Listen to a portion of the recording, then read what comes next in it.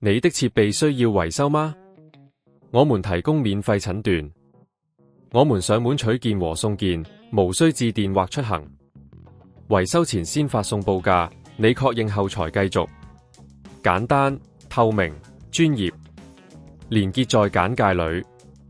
今日我哋會教大家點樣修理一條被狗咬壞嘅蒸汽燙斗電線。首先，確保所有電器都已經拔掉電源，安全第一。接住，我哋要檢查電線嘅損壞情況。如果只係外層橡膠破損，可能可以用膠帶包好，但如果內部電線已經露出，就要小心處理。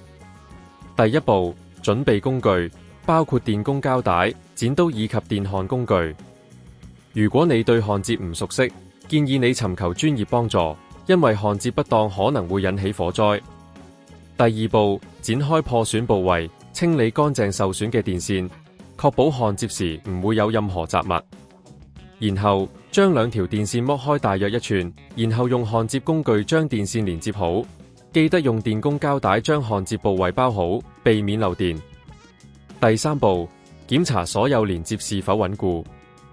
完成後，將整條電線包好，確保冇任何裸露嘅部分。試下插電，檢查燙斗是否正常運作。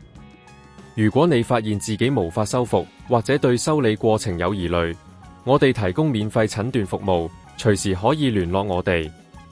你可以選擇上門取件，亦可以選擇送件服務，方便快捷，讓你無需擔心。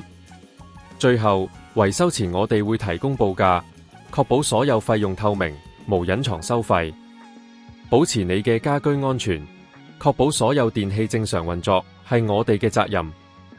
希望今集嘅教學能幫到你，讓你嘅蒸汽燙斗再度發揮功能。